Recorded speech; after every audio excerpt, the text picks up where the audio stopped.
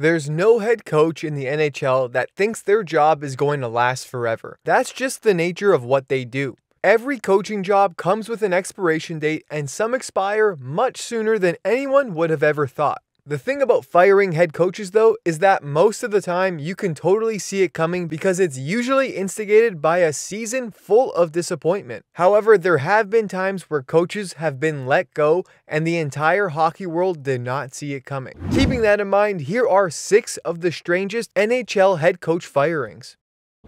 Gerard Gallant, the Florida Panthers 2016-2017 season. When the Florida Panthers fired Gerard Gallant, Don Cherry went on the record calling it the worst firing in the history of the NHL. Prior to the start of that NHL season, Gallant was unlikely to be on anyone's radar to be on the chopping block. When he did get the axe, the Panthers were at the quarter mark of the season and sitting at a disappointing but not that disastrous 500 record. We've seen teams turn a season around with much worse numbers than that. What made this such a surprising move was that during his 2 seasons with the Panthers, beginning in 2014, Gallant led Florida to a 91-point season, followed by a 103-point campaign, and he was even a Jack Adams Award finalist. Firing a head coach who has improved the team's record each year he was behind the bench just because he started off a little slow. I mean, their record was 11-10-1 through 22 games. That seems a little odd.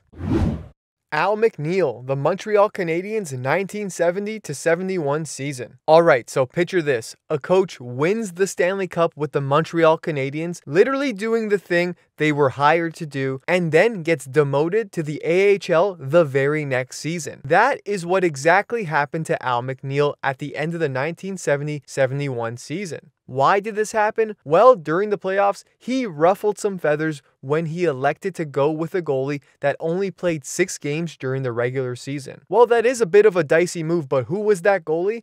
None other than Montreal legend and one of the most notable goalies in NHL history, Ken Dryden.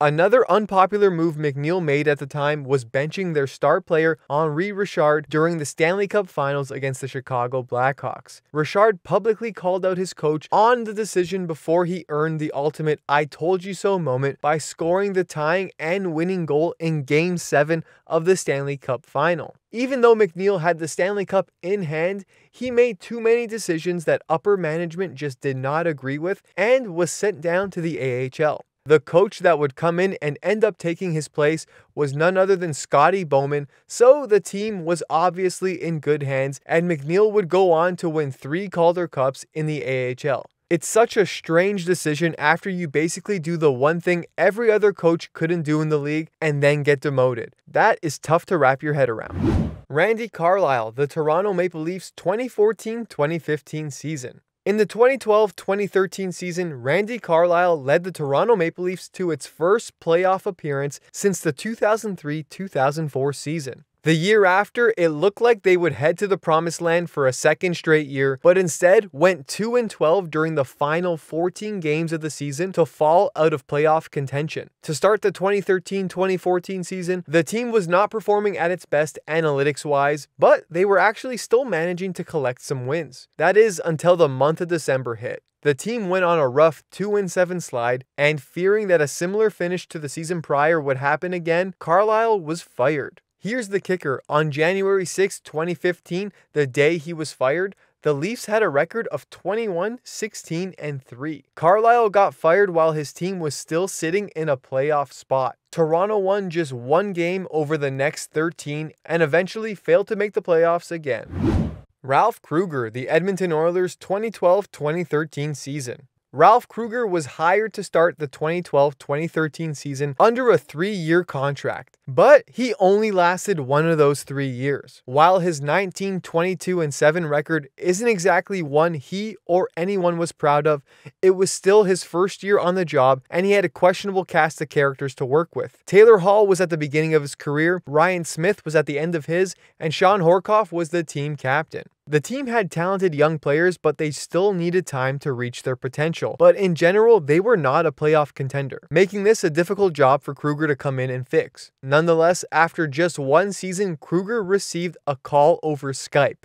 Yep, you heard me right. He was fired over Skype by general manager Craig MacTavish, and after that brief conversation, Krueger's time with the Oilers was over. It appeared that MacTavish had his eye firmly set on Dallas Eakins, a coach with zero NHL experience, and was the head coach of the Toronto Marlies of the AHL at the time. Now, finally, with the head coach he so badly wanted, you would think that the team could turn things around in the coming seasons, but actually, Eakins only lasted 18 months behind that bench and was fired in the middle of his second season via text message. Just kidding, he was fired, but it wasn't through text. But could you imagine getting a Skype call and finding out you're fired? That is just brutal. Robbie Ftorek, the New Jersey Devils 1999-2000 season. Prior to the 1999-2000 season, the New Jersey Devils had been one of the top teams in the entire league, but for 3 years straight, they had early exits from the playoffs. Robbie Ftorek took over the head coaching job in May of 1998 and continued the team's trend of regular season success. As the end of the season approached, the Devils lost 10 of 16 games, prompting general manager Lou Lamoriello to fire Ftorek. At the time, New Jersey sat at the top of the league with a 41-28-5 record, with only 8 games left remaining in the regular season. Ftorek lost his job after putting his team in a better position than any other team in the NHL. The Devils, however, put the pedal to the metal under new head coach Larry Robinson and won the Stanley Cup that season. It was a gutsy move by Lou Lamoriello, but it ended up being the motivator that the team needed to push through the postseason. Fun fact, Ftorek was also fired by the Boston Bruins near the end of the 2002-2003 season, where he had another winning record where he went 33-28-8-4. The guy just can't catch a break.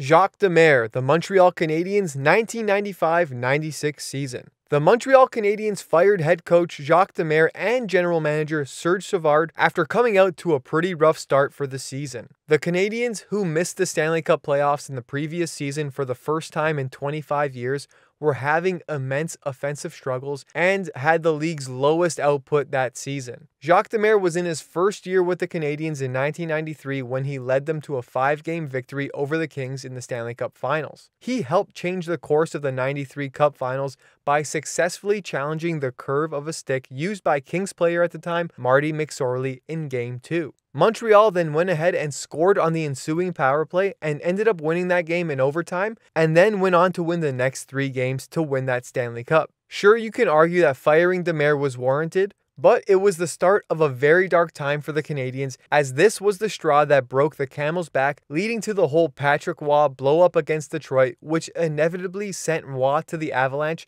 to finish off his career, where he won another 2 Stanley Cups. You can't help but think if Demers was never fired, Patrick Roy may have never left, and the Montreal Canadiens could have seen a different future with many more Stanley Cups. Thanks for watching our videos. Don't forget to leave a like, and if you're new to the channel, hit that subscribe button.